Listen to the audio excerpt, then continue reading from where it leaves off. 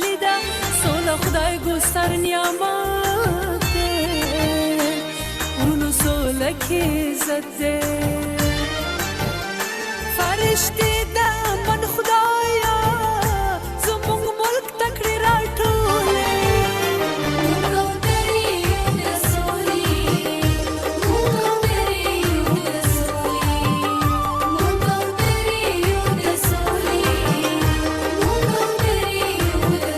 بسم الله الرحمن الرحیم. قدرمنو لیدونکو د ژوند پړاوونه د خپرونې مینوالو په سلامونو او نیکو هیلو مو هرکلی کوم. د تیر په څیر یو ځل بیا زه تورې علی ساحل د ژوند پړاوونه په خپرونه کې ستاسې کوربتوب کوم. قدرمنو لیدونکو د ژوند پړاوونه د خپرونې مینوالو تاسې ګورئ چې موږ یو ځل بیا د اسلامیک رئیلیف ورلډ وایډ ادارې ته راغلي یاستو چې دلته په 5مه ناحیه خوکور روزنتون کې چې دلته د یتیمانو پالنه کیږي، روزنه کیږي. همدارنګه نن په دې خوکور روزنتون کې 250 کورنیو سره د خوراکي او غیر خوراکي توکو مرسته ترسره کیږي. لکه څنګه چې تېره ورځ هم په همدغه خوکور روزنتون کې 250 کورنیو سره د خوراکي او غیر خوراکي توکو مرسته ترسره شوه. قدرمنو لیدونکو د ژوند پړاوونه د خپرونې مینوالو موږ او تاسې اکثر دعاګانې غواړو.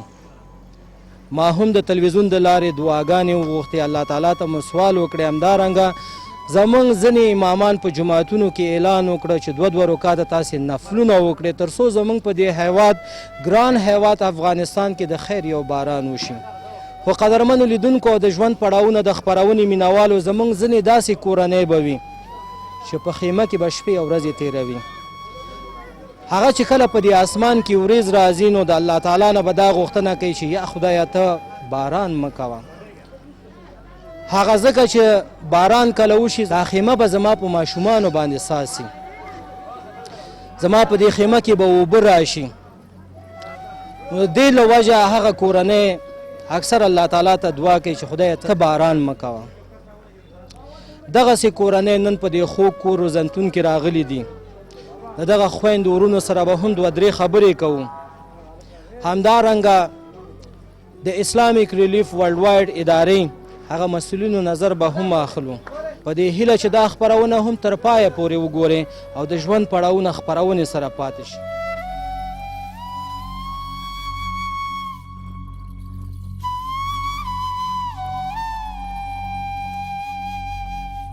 منو لیدونکو د ژوند پړاوونه د خپرونې مینوالو څنګه چې تاسو ته ما په پیل کې یادونه وکړه چې زموږ ځینې خویندې ورونه په خیمه کې شپې او ورځې تېروي.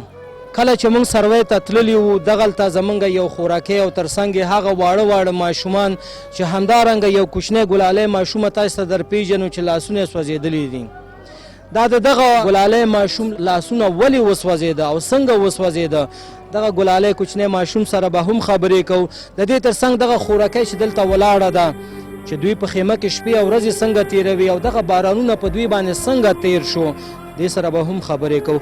السلام علیکم خورجان. وعلیکم السلام. خورجانې که تاسې راته په اول کې دا ووایئ چې دغه بارانونه تېر شو موږ راغلي وو سروې لپاره هغه ستاسې خیمه موږ د نږدې څخه ولیدو چې تاسې په خیمه کې شپې او ورځې تېروئ. دغه بارانونه په تاسې څنګه تېر شو خورجان؟ بارانونه خو موږ په ډېر بد حال باندې تېر کړل. خیمه مو ټوله راسکېدل او ډېر زیات تکلیف و پر کې راته. ماشومان هم ډېر په عذاب و، موږ هم ډېر په عذاب و. خو بس الله پاک بس دا یو څو ورځې تېرې کړلې. خوشحاله اوسئ خورجانې. که د دغه ورکوټی دا د زوی دی د دې په اړه که راته معلومات راکړئ چې د دې لاسونه موږ هلته هم ولیدو. نن هغه زموږ ورونه به د کمرې د لارې دغه لاسونه ګوري چې دا څنګه وسوځېدو دغه مشکلات دې ته څنګه راپېښ شو؟ دا بټۍ ته تللی و پلار سره، پلار یې بټۍ کې کار کولو، دی هم ورسره خښتې جګولې. د هغه اور چې ورچې هغې ځي کې ورخویه شو، هغې ځي کې دا ورخویه شو، دا لاسونه یې سوځېدلي ورکې. لکه تاسې په بټۍ کې کار کوئ او بیا چې دا زوی د کار له تللی او هلته بټۍ کې دا وغورځېدو لاسونه یې وسوځېدو؟ او دا همداسې وسوځېدو. خو ډېر زیات په ده باندې مصرف کېږي او وایي چې دته به عملیات کوئ او عملیات باندې پیسې ډېرې لګېږي. نو موږ خو 2 کپه ډوډۍ ځان ته نه شو پیدا کوئ، موږ به د ده عملیات په چی شي وکړو. لکه دا خو ډاکټرانو به تاسو ته ویلي چې د دغه ورورجان دغه عملیات وشي نو دا به جوړېږي.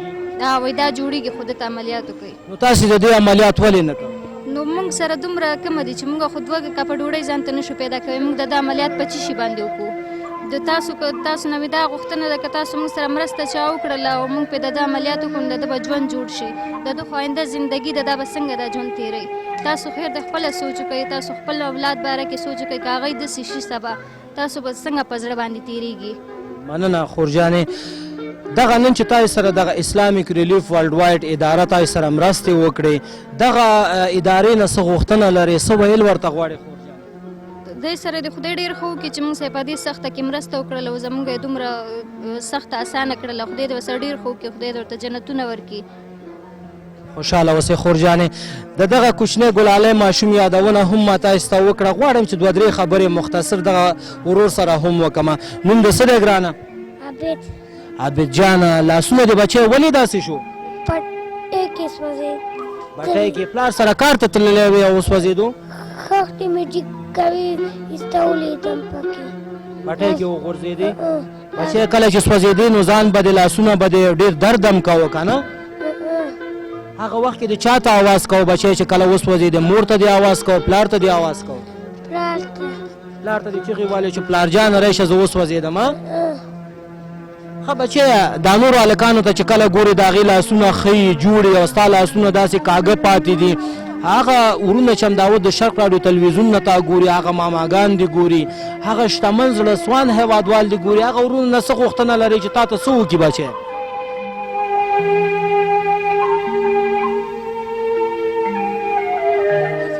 مرسته وکړي چې زما لاسونه روغ جوړ شي چې ستا لاسونه جوړ شي بچی خوشحاله اوسئ ښه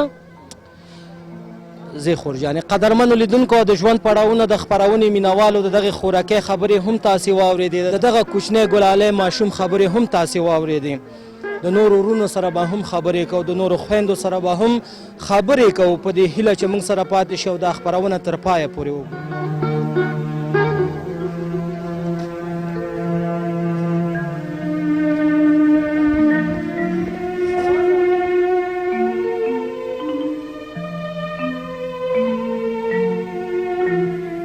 قدرمنو لیدونکو د ژوند پړاوونه د خپرونې مینوالو ډاکټر علي خان صافی ډاکټر علي خان صافی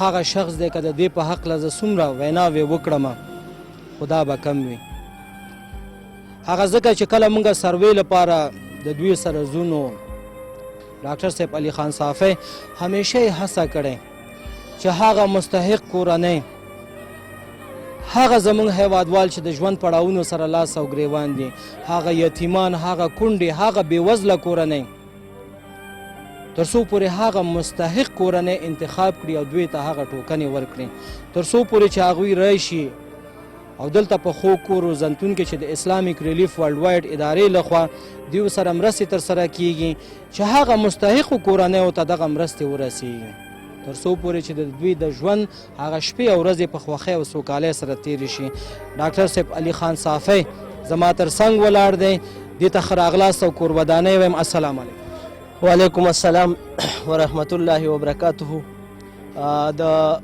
شرق د تلویزیون او د رادیو محترمو کارکوونکو ته بیا زه ستړي مه شي وایم په خیرالی ورته یم ساحل صاحب تاسو ته خاص کر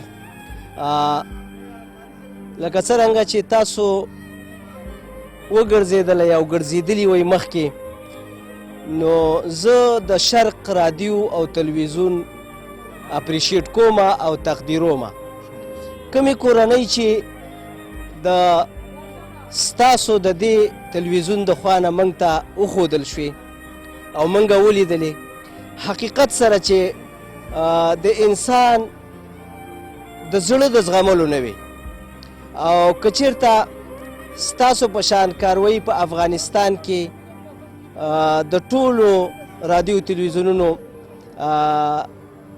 په اصطلاح دغه کارکوونکي داسې وکړي نو زما په فکر باندې به هیڅ مشکل پاتې نشي ځکه چې په افغانستان کې داسې خلک شته بغیر د دې نه چې موسسې دي یا حکومتونه دي کار کوي زما په فکر باندې دلته داسې مالداره خلک هم شته اگر چې زموږ خلک ټول غریبانان دي خو زما په فکر باندې ستاسو د دې خپرونې په وجه باندې به هغه خلک هم په خپله دې ته متوجه شي چې د دې خلکو سره کومکونه وکړي ځکه چې ما چې څونه ولیدل او زه تاسو سره وګرځېدلم حالان کې موږ په زرګونو خلکو سره دلته د اسلامیک ورلډ واید له طرف نه اسلامي نړیواله خیریه موسسې له طرف نه چې څونه کومکونه هم کړي دي خو په دې ځل باندې چې د ستاسو د کومک یا ستاسو د ښودنې په اساس باندې چې موږ کومو کورنیو سره دا مرستې شوي دي نو زه ترې ډېر زیات مطمئن یم بلکې د 100% نه بره مطمئن یم تاسو هغه کورنۍ موږ ته مشخص کړې او الله دې تاسو له توفیق درکړي. مننه صافی صاحب.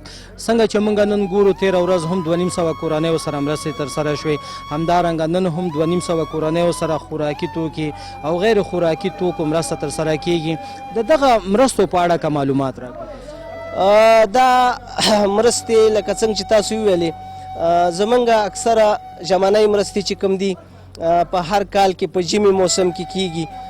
دې ځل چې تاسو دا 2500 یاد کړئ دا لکه په ترتیب سره موږ جوړې کړې حالانکې موږ 1000 کورنیو ته دا مرستې ورکړې چې په دې مرستو کې تاسو ولیدل په خپله او چې کومو کورنۍ وې دا هغه غریبانان چې بیخي بېوزله او هېڅ یې نه لرل په دې کې موږ یوه بورۍ اوړه چې تقریبا 50 کیلو 10 کیلو وریجې 7 کیلو لوبیا همدغه رنګه 2 کمپلې ورسره مالګه دا 1000 کورنۍ موږ په دې هفته کې یا په دې 100 ورځو کې دیو ته دا مرستې ورکړلې او آینده کې هم زموږ دا پروګرامونه روان دي لکه څنګه چې روژه راشي رمضان مرستې موږ کوو همدغه خوراکي توکي وله ورکوو کله چې د قربانۍ ورځې راشي همدغه کورنیو ته موږ د قربانۍ غوښې تقسیموو همدغسې په همدې طریقه باندې چې څنګه تاسو ویلې او نور کومکونه همدغه طریقې سره موږ تقسیموو او زموږ امید دی چې انشاءالله دا به وخت په وخت باندې که ستاسو دا کومک موجود لکه دا څنګه چې تاسو وکړو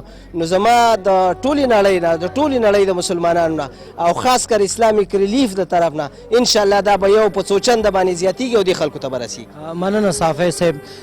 غواړو چې لږ نورو هم هغه لیدونکي هغه اورېدونکي چې تا د شرق راډیو تلویزیون د لارې ګوري چې د دې ترڅنګ تاسې دغه بېوزلو کورنیو سره مرستې کوئ دلته په خو کور روزنتون کې تاسې یتیمانو ته هم روزنه او پالنه ورکوئ د دغه یتیمانو په باره کې هم تاسې لږ معلومات زموږ سره لکه څنګه چې پکې دا ولاړي دا خو کور روزنتون په نوم باندې دی تقریبا 400 پورې شاګردان موږ د سهار نه واله تر غرمې پورې چې کوم سبق وایي روزمره دا هغه شاګردان دي او راسره فی الحال دپاره 50 یتیمان دا ټول یتیمان دي تقریبا خو 50 یتیمانو ته پکې موږ لیلیه ورکړې ده دا د لیلیې 50 کسه شاګردان چې دي دا یا لرو ځایونو کې اوسیږي یا په کور کې هیڅ امکان نشته دی چې واوسیږي نو په دې خاطر باندې موږ دوی ته 4 ساعته خوراک بستره کمبل یخې اوبه ګرمې اوبه د وخت مناسب سره چې څه شی دي هغه ټول دیو ته موږ تهیه کړي دي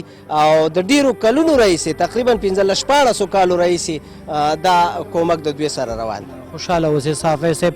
په آخر کې غواړو چې ستا پیغام واورو هغه ستاسې ډونر چې هم دا اوس د شرق راډیو تلویزیون له لارې تا ګوري چې ننګرهار تاسې ته معلوم دی بهتره چې جنګ ځپلي هیوادوال راغلي دي د خوږیاڼو څخه چپرهار څخه شینوارو څخه همدارنګه بېوزله کورنۍ هم دلته ډېر دي چې هغه ډونر ته هغه نور موسسو ته څه پیغام لري چې هغوی ته څه ویناوې لري نو مهرباني ډېر ښایسته تپوس تاسو وکړو یو خو په ډېرې بښنې سره دا ویم اگر چې د موضوع نه به بهر نه وي زمونږ د اسلامیک نړیواله خیریه موسسه چې ده یا ورلډ واید دا نه یوازې دا چې د دې بېوزلو سره دا کومک کوي په تیر ځل باندې په دې تیر کال کې تقریبا 30 موږ شلټرې جوړې کړې د دغسې کورونو دپاره چې بیخي کورونه نه لرل همدارنګه لکه تاسو چې دا د یتیمانو پروګرام ولیده موږ بېسوادو زنانو ته هم داسې درسونو کلاسونه لرو همدغسې موږ د دې یتیمانو دپاره چې تقریبا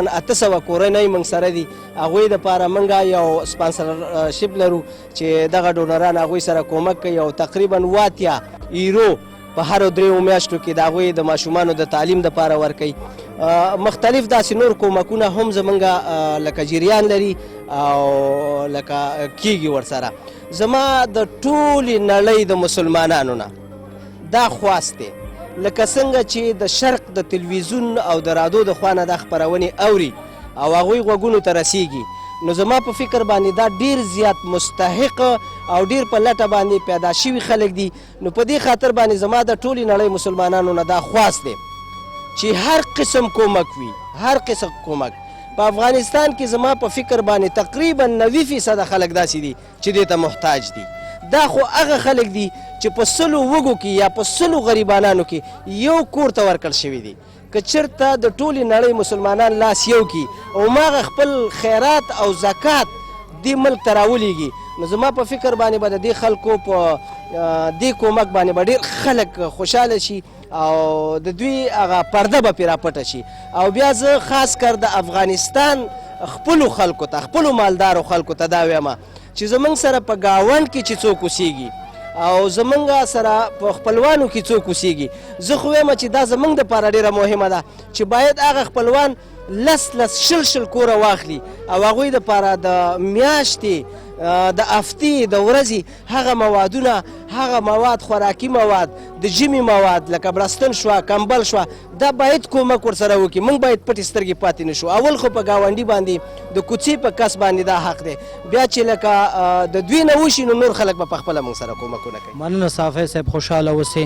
الله تعالی دې تاسو ته نور هم همت درکړي او د اسلامیک ریلیف هغه ټولو کارکوونکو ته دې الله تعالی همت ورکړي چې دغسې هیوادوالو سره مرستې وکړي او د هیوادوالو خدمت وکړي. ډېره مننه زه ستاسو نه کومه.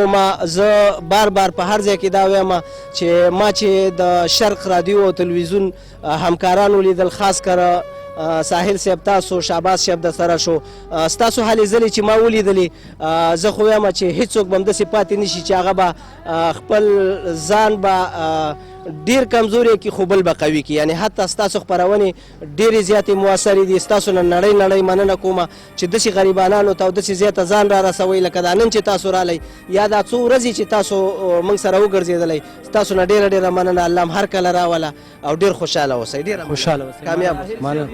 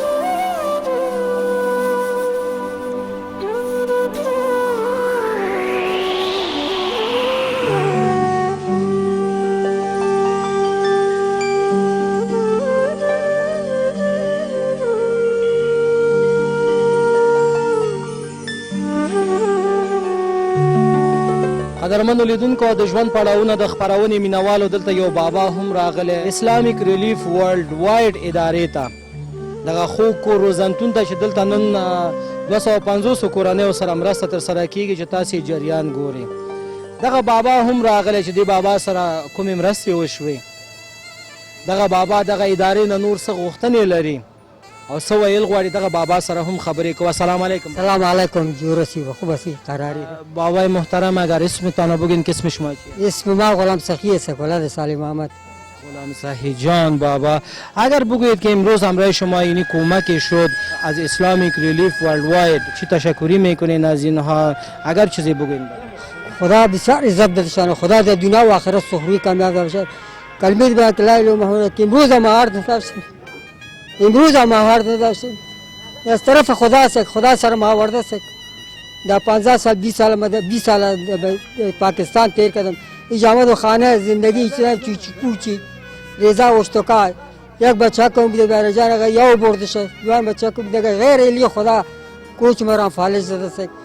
دیگه وشتوکا است نواسه مسک غیر الی خدا دیگه هیچ چیز خانه داشتم. با خدا گنو دیگه یک گردار داشتم میبینی که ما برید پخته کردیم. زنده باشید کاکا. اگر بگویید در خانه چند نفر نفقه خور داره شما فعلا؟ که ما در خانه فعلا 12 نفر نفقه خور داریم و بچه که ما مزدوری میکنه گیه سه گیه نیست.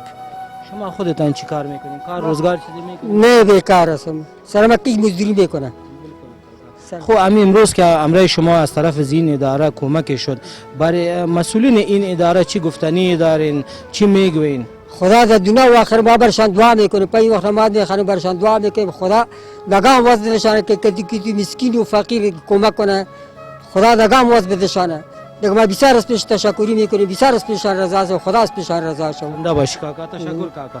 خدا درمنو لیدونکو د ژوند پړاوونه د خپرونې مینوالو دا و زموږ د نن ورځې خپرونه چې ستاسې درانه حضور ته مو وړاندې کړه. که تاسې هم غواړئ چې موږ ستاسې ادارې ته راشو او ستاسې هغه دستاورد او ستاسې هغه ښه کړنې چې تاسې د خپلو بېوزلو هیوادوالو سره مرستې کوئ او لاسنیوی کوئ، د هغې یو کلیپ تاسې ته جوړ کړو او د شرق راډیو تلویزیون د لارې تاسې ته نشر کړو. تاسې کولی شئ زموږ د هیلې خیره ټولنې په وایبر شمیرو باندې تاسې موږ سره اړیکې ونیسئ.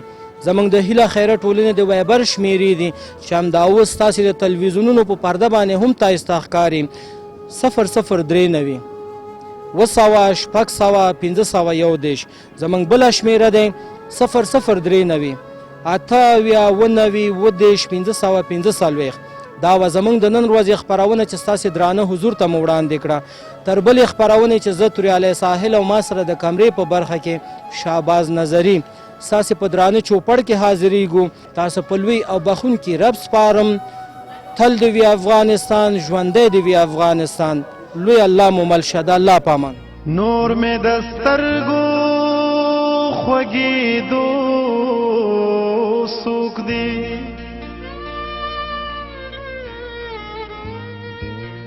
زما بغیر ستا د باڼو څوک دی.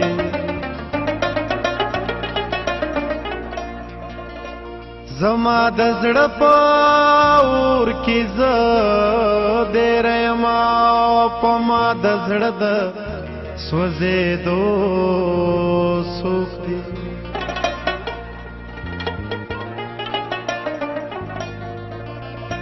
زموږ د شپې شوګیرې هسې عادت ګنې زموږ د راتلو څوک دی.